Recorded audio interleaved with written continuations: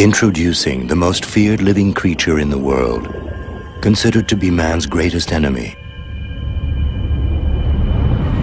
On the surface, it seems highly primitive, but in fact, it's an astonishingly efficient and sophisticated creature. A complex machine out to colonize our planet. An enzyme factory capable of foiling all of its opponent's cunning tricks as it relentlessly pursues what we see as a purely destructive mission. Of microscopic proportions, the microbe is too tiny to be seen by the naked eye, but in terms of numbers, it's a giant.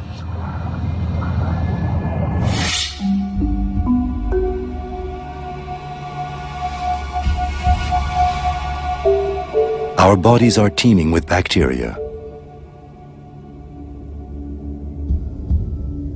Our skin crawls with billions of these invisible visitors.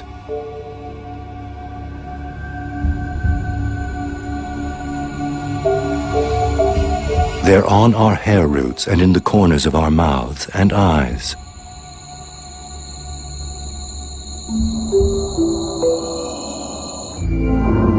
The microbe divides every 20 minutes, forming huge armies of its kind, clinging colonies of infinitely reproducing clones.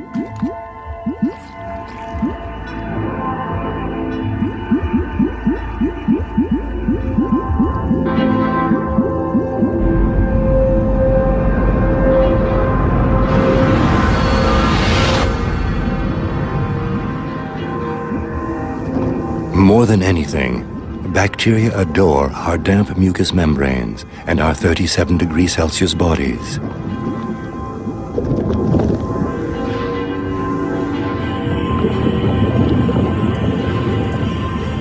Our bodies are perfect havens to these organisms. They have colonized them since time immemorial, along with mud and the 7 seas. The more they have to eat, the more numerous they become. In fact, our bodies contain 10 times more microbes than cells. We can even say that within our own bodies, we are a minority compared to these creatures.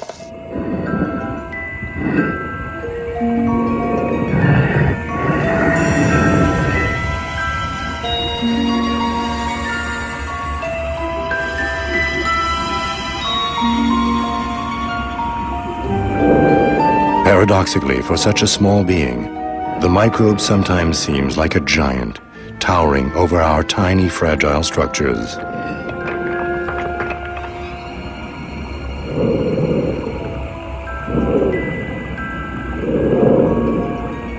Most bacteria are harmless. Some are even an absolute necessity for our organism. For example, food would remain undigested in our intestines if these billions of helpful little workers didn't break it down.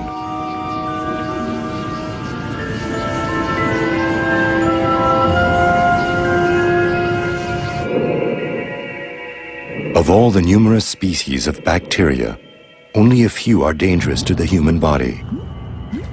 They produce toxins and multiply, causing health-threatening infections.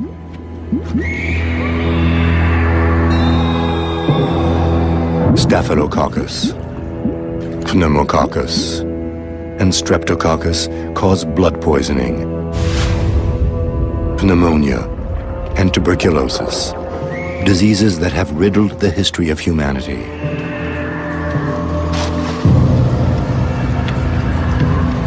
Our history is scarred by the merciless war waged between man and bacteria since the beginning of time.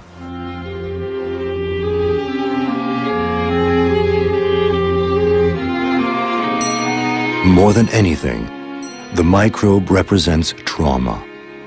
It's the painful memory of all those we have helplessly watched die before our very eyes. Over thousands of years of epidemics, the invisible enemy has claimed countless victims, mainly among the weaker and poorer members of society.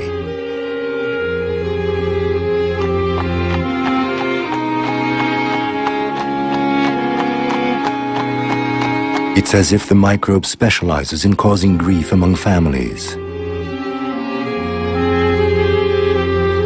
So it's hard to imagine what life was like before antibiotics were around. In the 17th, 18th, and 19th centuries, life expectancy was 30 to 40 years of age.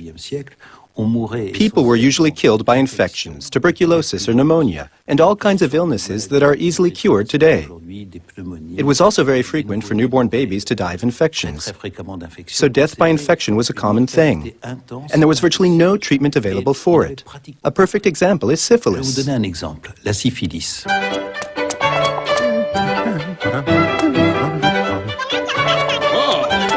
There was a high mortality rate for this infectious illness.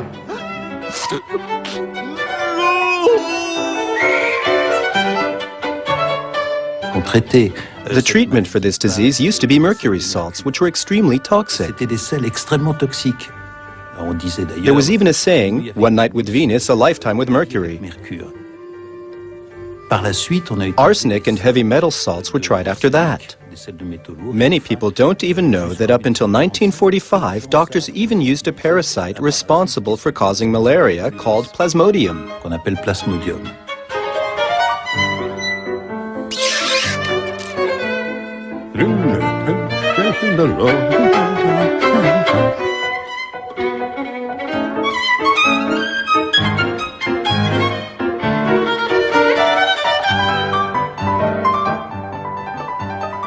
The antibiotic discovery process took a new turn when scientists realized how bacteria and viruses influence the spread of infectious diseases.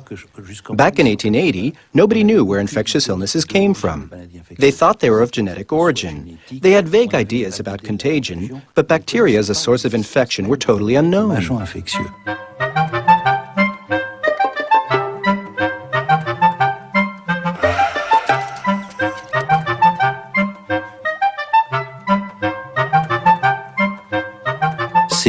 Pasteur and Robert Koch in particular discovered the infectious agents responsible for tuberculosis and cholera. All the big diseases were discovered around this time. Then, the next problem was to find out how to treat such diseases, which almost always killed their victims.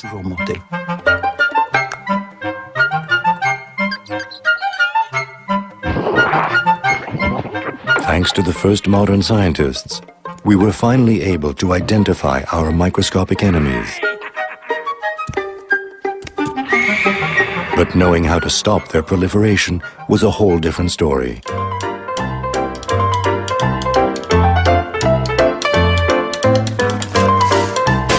Man also realized how keen microbes are to live among us, crawling around us at close quarters and enjoying the dirt we leave behind.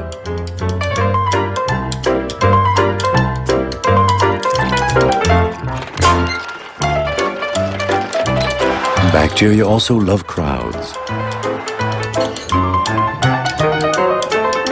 They're always eager for a chance to jump on new victims in moments of close contact. We then began to view even the most harmless of actions as a potential source of danger. Microbes will go to any lengths to extend their empire. Body contact, saliva and sneezes are not their only means of transportation. They have also developed a few methods of their own, enabling them to invest new territories.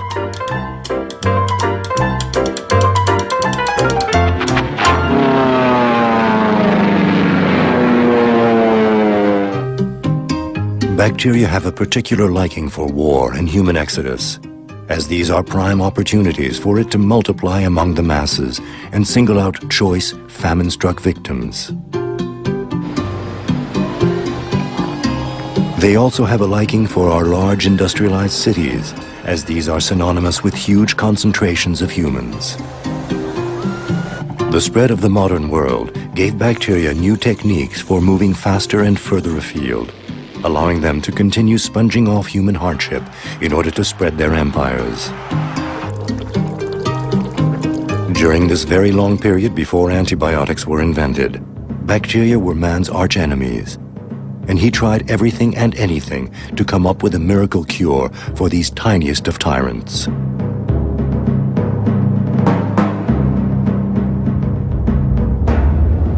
It It would not be before the 1920s that Sir Alexander Fleming would discover a first remedy. Antibiotics have become so common in daily life that modern man sometimes thinks they've been around forever.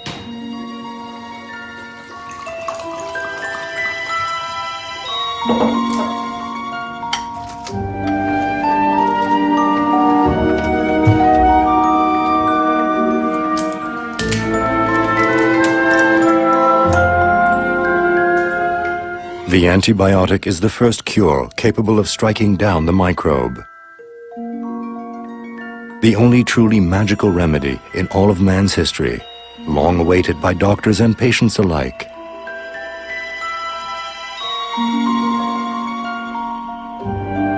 It's the key to modern society, a world where microbes are almost a thing of the past.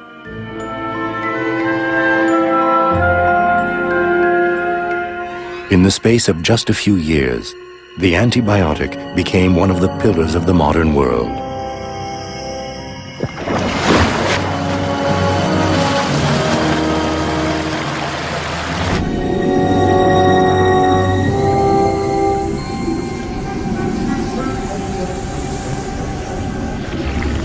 Man can no longer do without antibiotics. Its enzymes are capable of achieving hitherto impossible feats, penetrating the microbe wall and killing the bacteria from the inside.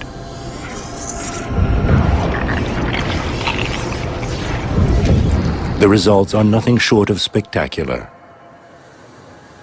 Western man has been quick to forget about the past, when microbes had the upper hand.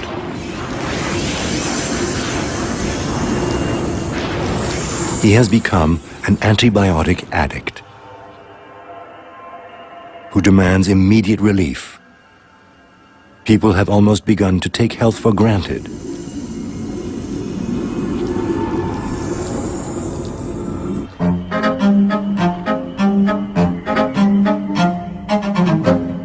And for a modern society constantly on the go, the miracle fever reliever has become one of man's best friends.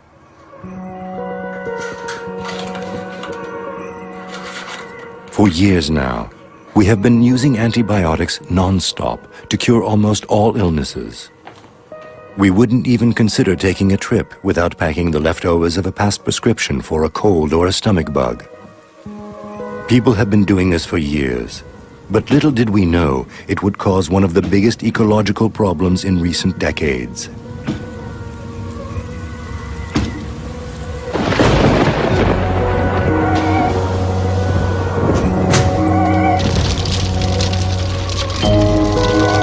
For 60 years, thousands of tons of antibiotics were dumped into the environment.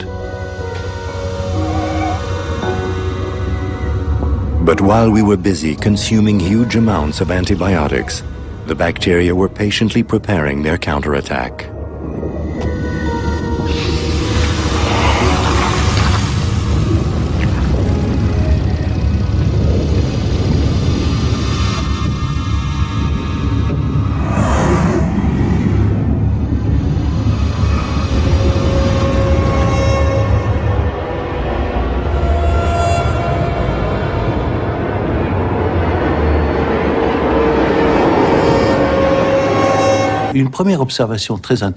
A very interesting observation was made by a key player in this process, one of Koch's students named Paul Ehrlich. He observed sections of tissue from patients who had died of infection under the microscope. They were found to contain bacteria. He colored them with dyes derived from a chemical product of coal called aniline, and he noticed that the tissues sometimes remained unaffected, but that the bacteria always changed color. He concluded that it may be possible to kill bacteria selectively using colorings. In fact, the discovery of antibiotics has a lot to do with colorings.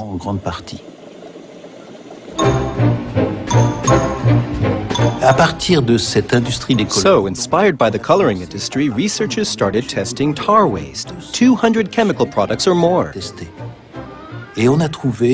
1860s or 70s, they found various products capable of reducing fever. All these compounds came from carbon, such as carbon waste or tar. Then they looked into the possibility of using colorings to combat infection. This wasn't problem-free, as some colorings are very toxic, but they did realize they could be used to kill microorganisms. The big pharmaceutical companies that had sprung up along the Rhone and Rhine rivers were instrumental in this. In fact, the discovery of the coloring stimulated research.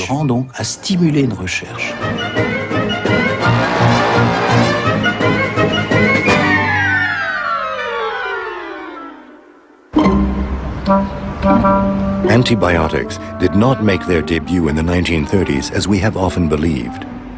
They date back to the origins of the planet 3 billion years ago.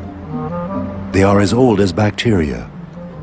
In fact, bacteria actually invented antibiotics.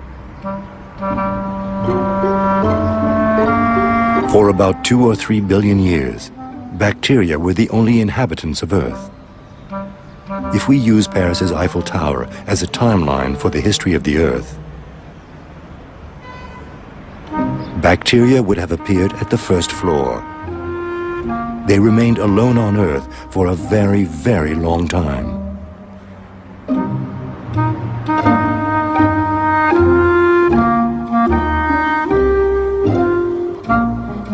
In fact, until about the third floor. The first dinosaurs would have appeared slightly higher, and humanity would hardly even represent the thickness of the coat of paint covering the tip of the tower.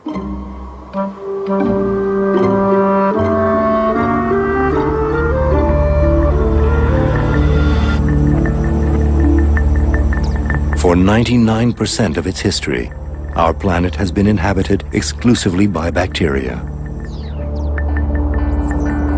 In ancient times, Earth was totally covered in water, forming what is known as the primeval soup. Single-celled algae reigned supreme. They loved water and light and already carried out photosynthesis. One of the major changes that were introduced was an ingenious invention known as photosynthesis. Solar energy that radiates onto the Earth is just about the only source of external energy. This energy has to be converted. And bacteria are the only living organisms capable of doing that. And by doing that, by changing carbon gas into oxygen, they provide us with energy. And that is what enables us to breathe.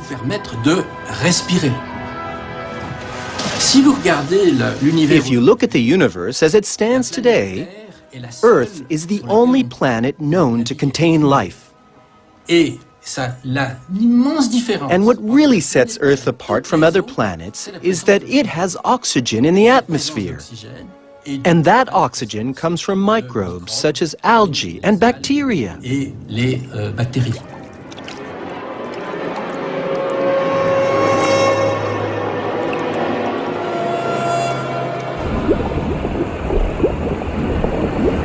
By performing photosynthesis for billions of years, bacteria brought about the greatest ecological revolution of all time.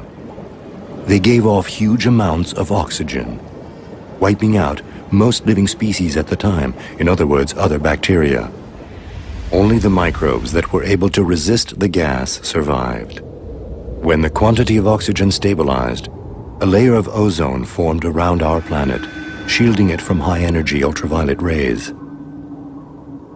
It took the bacteria several billion years to create the atmosphere we now breathe. Mankind and every animal species on Earth would never have existed without their painstaking work. In the same way, we need energy in order to perform any physical movement. We eat sugar, for example, but then we need energy to burn that sugar. We get the energy we need for this from mitochondria, present in our cells. Our muscle cells, for example.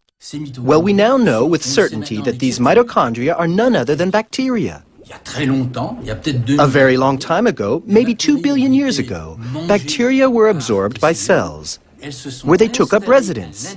A kind of symbiosis was established between the bacteria and the cells that had consumed them. Now a mitochondrium, the bacterium needed the cell in order to live. In return, this mitochondrium bacteria inside the cell enabled the cell to utilize energy, which it could not produce by itself. The occupying bacterium allowed its host to live in an oxygen-filled environment. And so emerged the very first animal cell, the common ancestor of all animals and humans on this planet.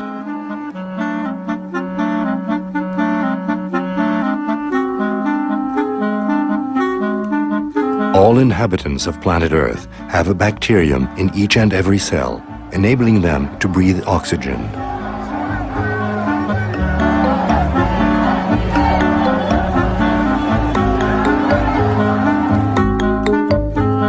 But the genetic genius of microbes goes even further. In this primitive world, where each microbe jealously defended its territory and its food from rivals, bacteria actually invented the antibiotic.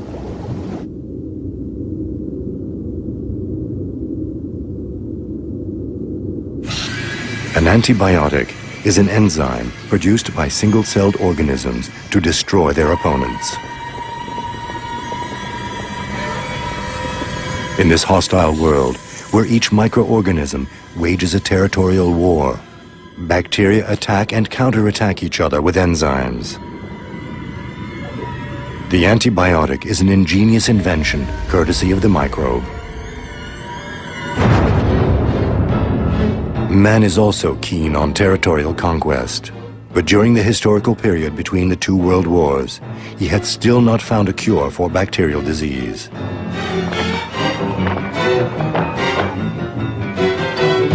Before he'd even made this major discovery in the field of health, he was already engaging in bacteriological warfare. Man learned how to kill with microbes before he even knew how to defend himself from them. All manner of playful little germs to inflict horrible disease on whole cities. Mankind may not have bacterial enzymes for conquering territories, but it certainly has other technical means.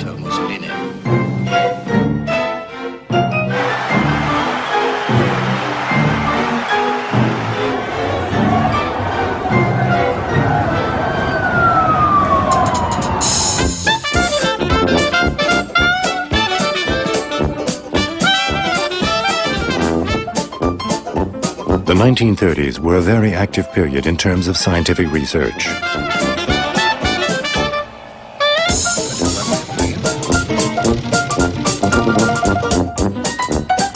Man's dream of ruling the world was stronger than ever before.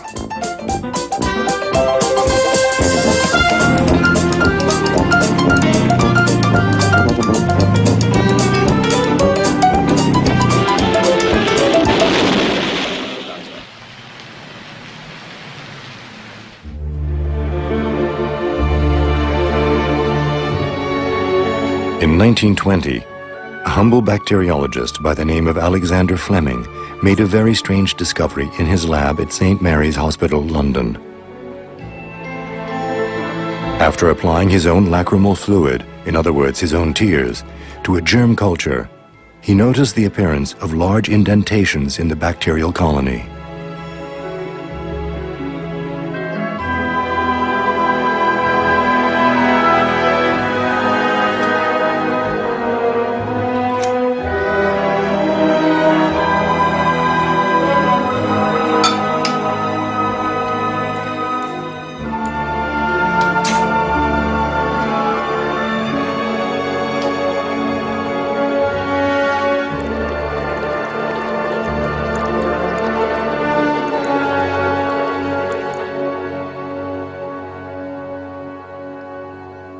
He named this phenomenon lysis, and went on to develop lysozymes from tears and nasal mucus. But this first natural man-made antibiotic was ineffective on truly pathogenic bacteria, and the project was abandoned.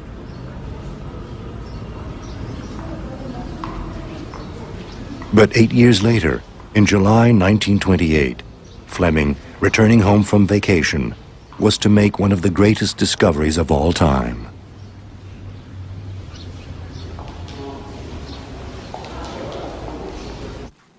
Before leaving, he had left some Petri jars of staphylococci cultures in his lab. A strange mold had grown on them.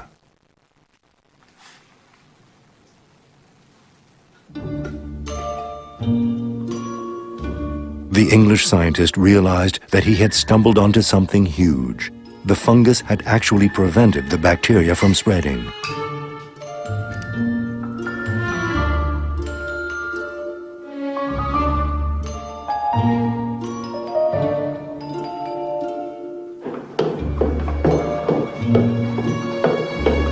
Meanwhile, fellow bacteriologist Merlin Price was also carrying out research on natural antibiotics and was intrigued by Fleming's discovery.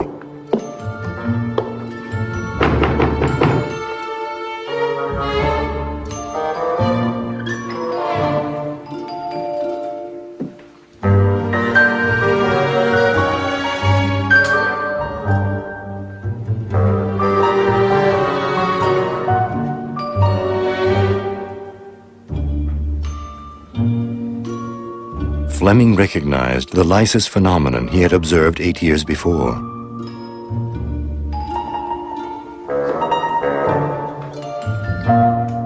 The mold he had just discovered was able to kill bacteria.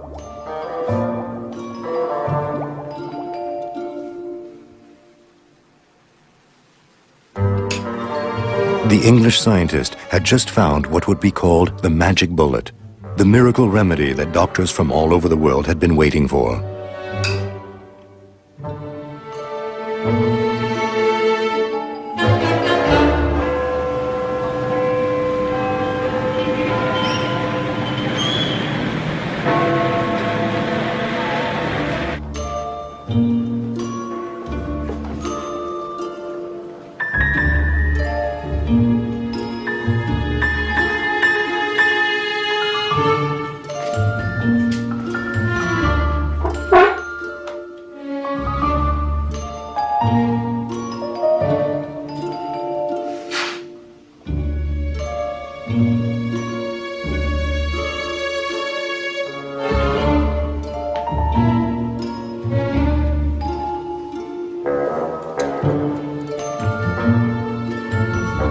In the days that followed, penicillin revealed its revolutionary properties.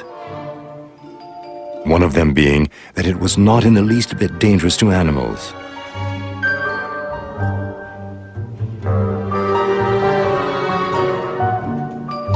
Before long, Fleming was able to carry out his first tests on human material.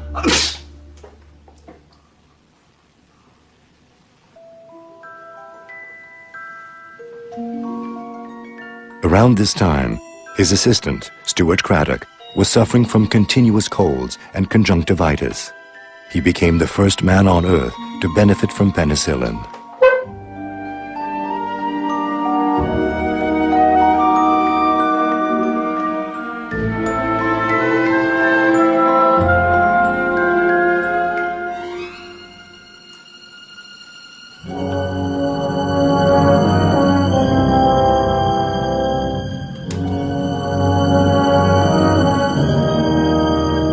We don't know whether or not young Craddock was cured by the treatment, but he certainly suffered no adverse effects.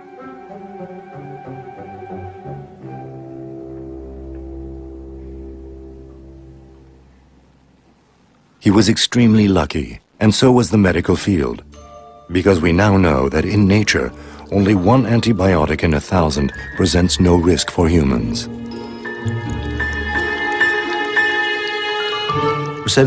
You know, wild mushrooms and certain bacteria actually produce antibiotics naturally. Soil is literally teeming with antibiotic manufacturing fungi.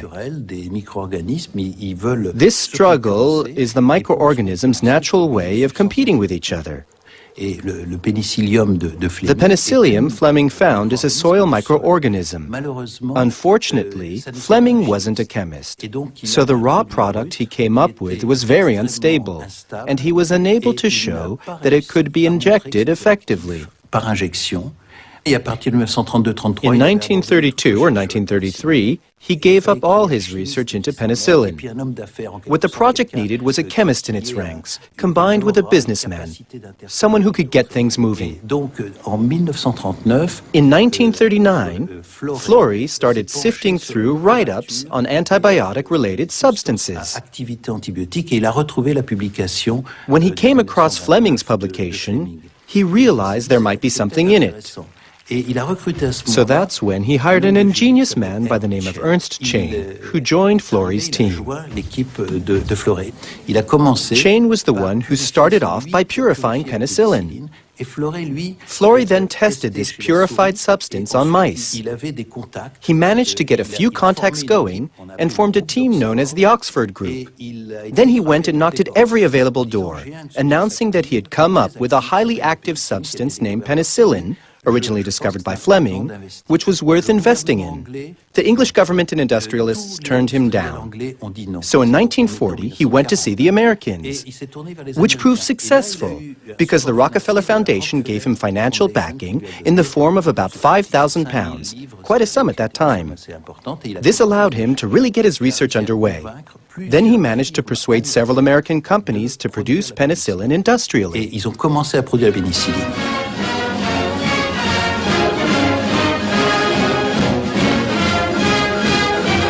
Don't worry about it hurting them.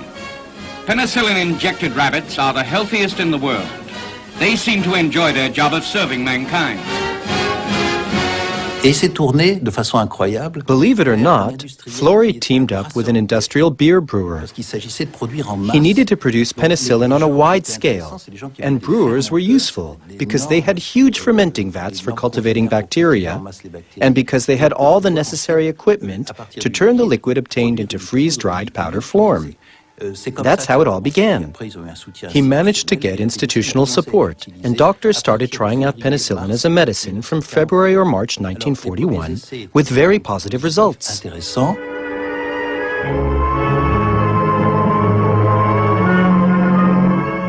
was good news.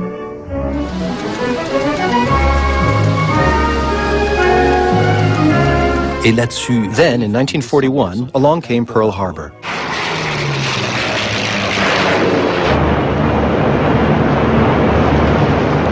From that moment, American industry and the Army invested all their energy in penicillin, producing it on a massive scale. At first, it was issued to the American troops. Then, much later, it was made available to the general public. It was a revolution boosted by the Japanese attack on the U.S. troops. It jolted the American Army and government to back penicillin very actively.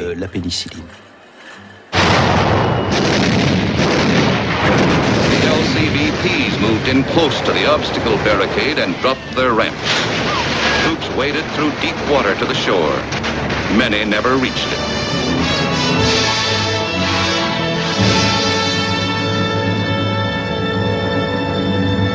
We landed more medical field units. The severely wounded were carried to the relative safety of outlying hospital ships and transports.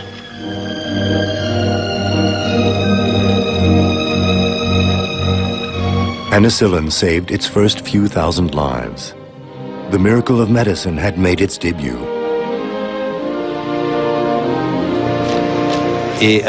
But you have to realize what penicillin meant in 1945, which is when it came to France. It was so expensive that when one patient was treated with it, their urine was collected, and the penicillin contained in it was purified and injected into another patient. This went on from 1945 to 1947, when penicillin was a very scarce commodity. But the miracle drug did not eradicate all of man's bacterial enemies. One plague remained impervious to Fleming's discovery.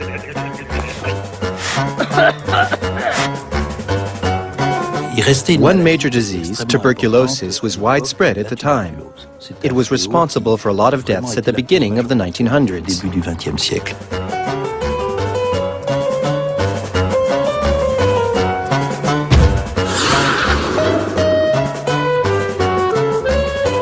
Before the discovery of antibiotics capable of destroying Streptococcus, man's only means of fighting disease was health and hygiene.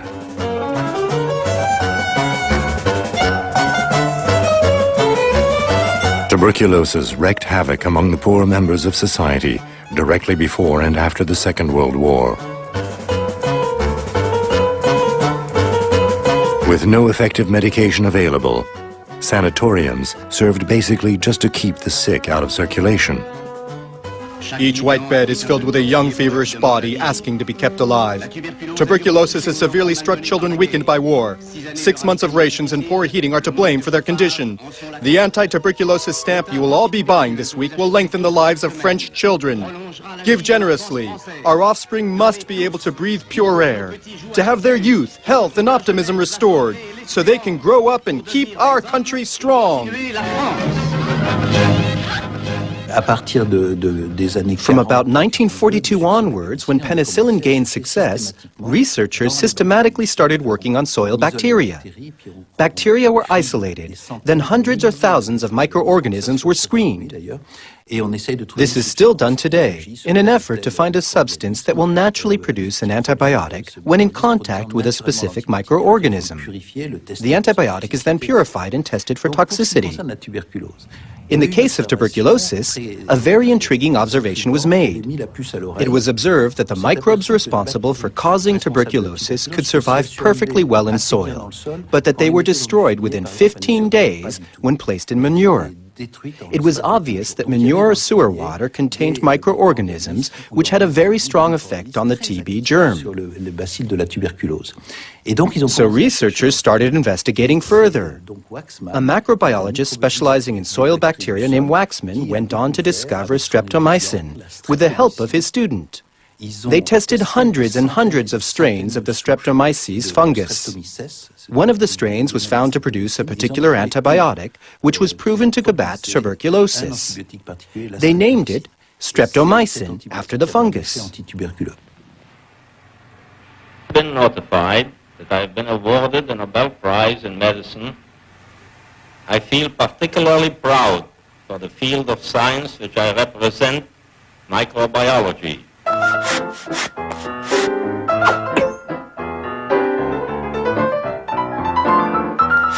By striking down tuberculosis and meningitis, mankind had achieved the second true revolution in the medical field. The streptomycin injections that resulted from this research proved to be a very efficient cure. Doctors were so amazed by the results achieved on the first patients treated that they thought they must have diagnosed the illnesses wrongly. They thought it couldn't possibly have been tuberculosis meningitis because it's so hard to treat. Nowadays, tuberculosis meningitis is 100% curable, so it's hard to imagine the impact the treatment had at the time when doctors had been so used to seeing patients die from the disease.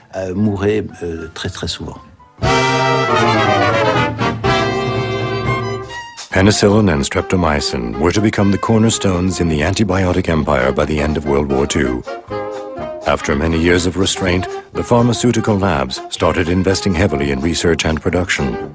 These molecules were used to make new, improved antibiotics. Man naively started to believe he had done away with the microbe for good.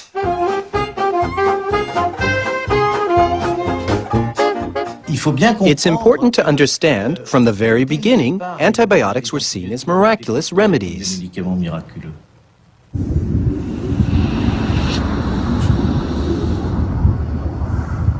Up until then, some diseases had been killing infected patients very easily. Take the example of pneumonia from pneumococcus, which killed 90% of victims in its most severe form. Then all of a sudden, with just a few injections of penicillin, the death rate was reversed to just 10%. A complete turnaround. The equivalent today would be if a medication were to be isolated to cure cancer very fast, even for the severest of cases. Add to that the fact that the discovery of antibiotics was full of interesting anecdotes involving some amazing people, some of whom, like Fleming or later Florey, were very charismatic. And you can understand why it left a very deep impression on a whole generation of doctors. Impressionner l'esprit des médecins de toute une génération. Because of the renewed peace, the Nobel Prize ceremony in Stockholm was the most solemn it had been since it had been created in 1901. King Gustav V rewarded English scientist Alexander Fleming and his assistants with a huge sum of money for their work in discovering penicillin. Showers, thunderstorms, warm Mom, is dinner ready? All ready. Chance of locally severe thunderstorms. Showers and How about some dinner? Yes, it's all ready. night and cooler weather. From the 50s and 60s onwards, antibiotics naturally and effortlessly became an essential ingredient of modern living. Look how it shines. You did get all the soap out last night, didn't you? Little by little, the microbe magically disappeared from our daily fears.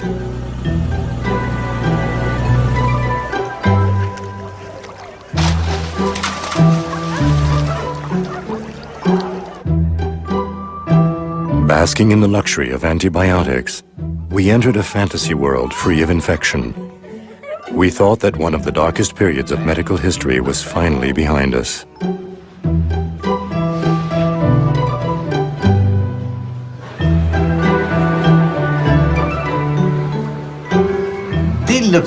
Once they realized what startling results penicillin could achieve, doctors started wanting to use antibiotics every time they thought they might be of some benefit to their patients.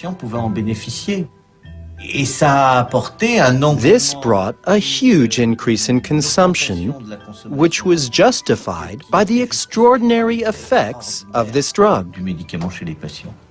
Vets saw what was happening and started using antibiotics on animals. And they got the same miraculous results in the process.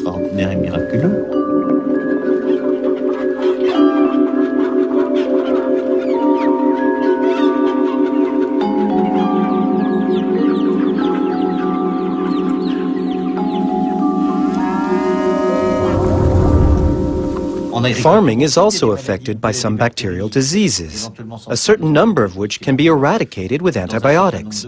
So farmers also started using these drugs in certain cases.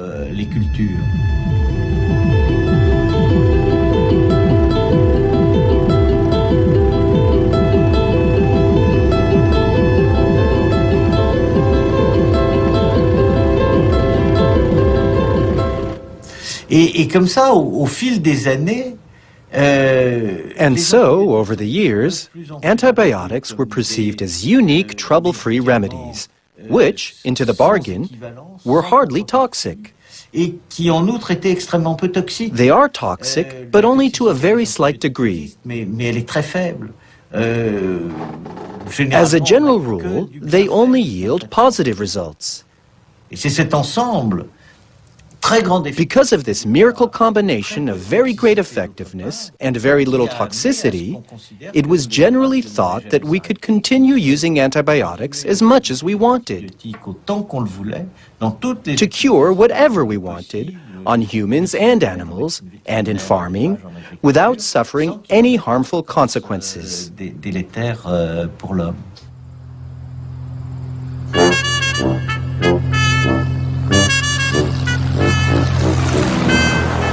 And that's exactly how the greatest ecological upheaval of all time occurred, without us even knowing.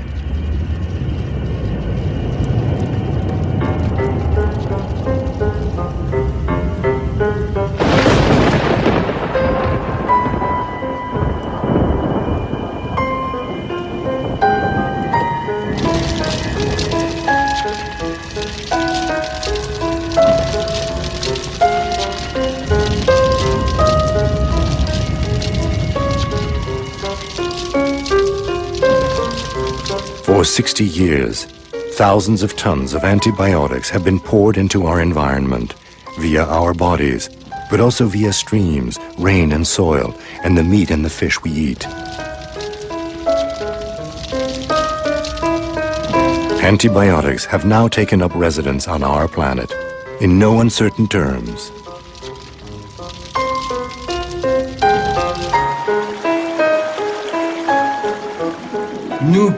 On average, every human being consumes about 10 grams of antibiotics per year.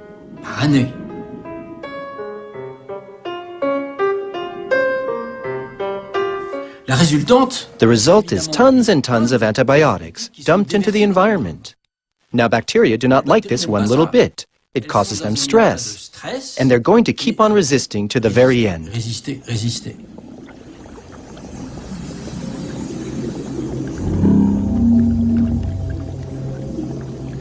Bacteria have developed various techniques of resistance. One of them involves blocking their pores to stop the antibiotic from penetrating their protective membrane.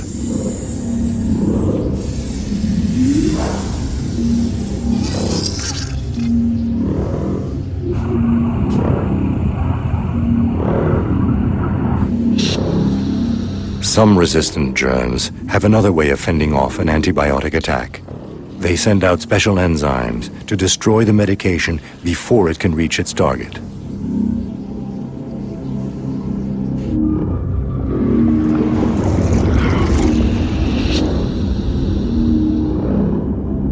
Yet another counterattack technique consists of allowing the antibiotic inside its cell wall.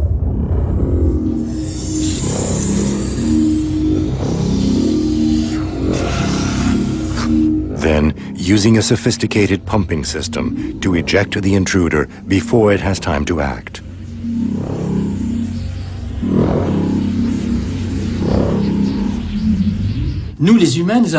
In 40 or 50 years, we humans have come up with 50 to 100 different antibiotics. And we see this as quite a feat. But in the same time span, microbes have invented just as many ways to resist our antibiotics.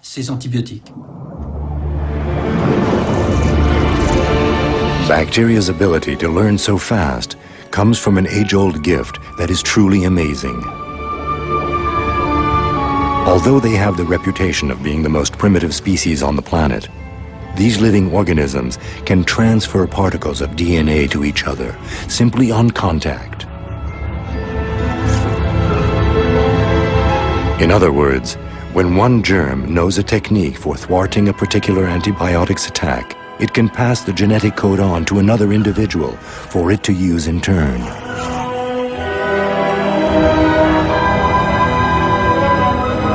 This is how bacteria of all varieties, including some pathogenic ones, have become resistant to several antibiotics over the years.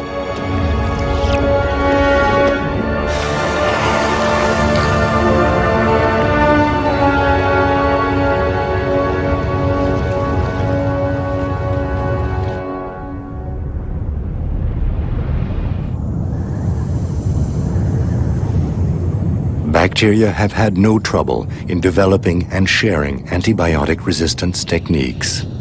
Naturally, because they have always lived in an antibiotic-rich environment and have themselves developed antibiotics in the first place.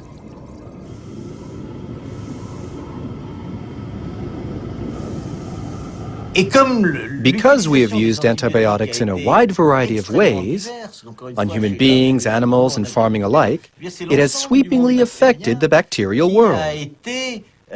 That's why the ecological impact is so great.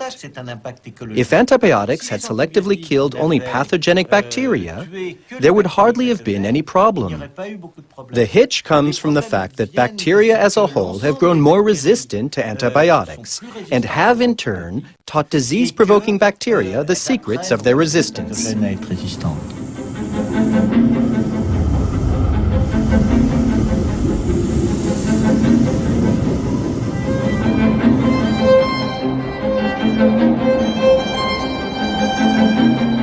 In the soil and in the air, bacteria keep on doing what they've always done, sharing acquired genes of resistance.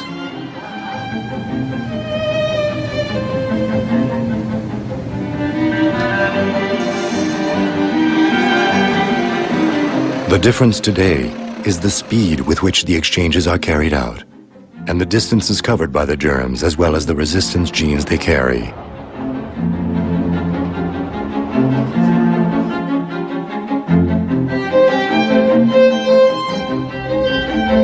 Resistant bacteria are conquering our entire planet right beneath our eyes.